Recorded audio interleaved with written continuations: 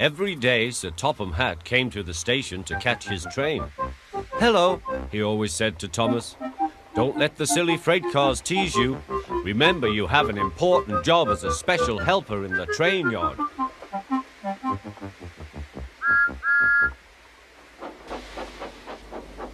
There were lots of freight cars, and Thomas worked very hard pushing and pulling them into place. There was also a small coach and two strange things his driver called cranes. "That's the breakdown train," he told Thomas. "The cranes are for lifting heavy things, like engines and coaches and freight cars." One day, Thomas was in the yard. Suddenly, he heard an engine whistling. "Help! Help!" A freight train came rushing through, much too fast. The engine was James, and he was frightened. His brake blocks were on fire. They're pushing me," he panted. On, laughed the freight cars, still whistling, "Help! Help!" Poor James disappeared. "I'd like to teach those freight cars a lesson," said Thomas the tank engine. Soon came the alarm. "James is off the line! The breakdown train! Quickly!" Thomas was coupled on, and off they went.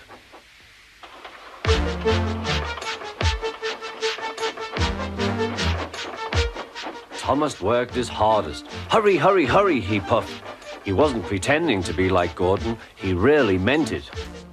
"Bother those freight cars and their tricks. I hope poor James isn't hurt."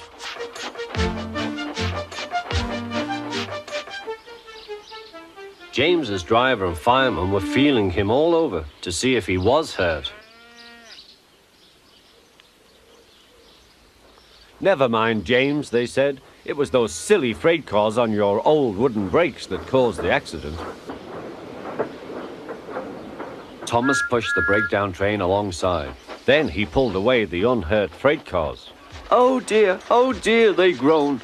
Serves you right, puffed Thomas. He was hard at work, puffing backwards and forwards all afternoon. This'll teach you a lesson, he told the freight cars. And they answered, yes it will.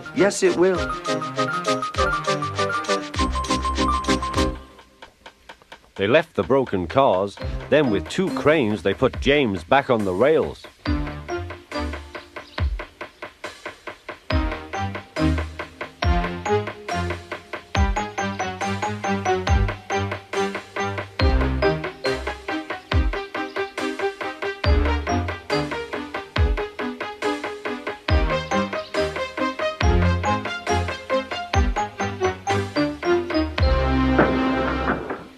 He tried to move, but he couldn't, so Thomas helped him back to the shed.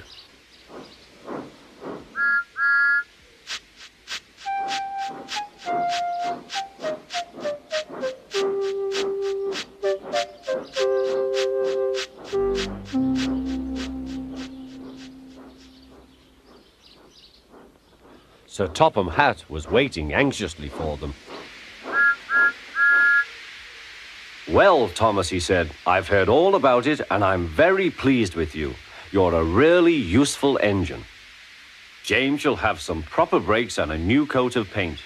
And you shall have a branch line all to yourself. Oh, thank you, sir, said Thomas. Now Thomas is as happy as can be.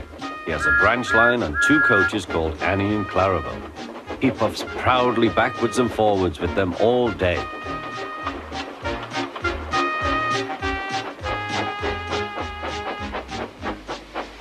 He is never lonely. Edward and Henry stop quite often and tell him the news. Gordon is always in a hurry, but never forgets to say poop, poop. And Thomas always whistles peep, peep in return.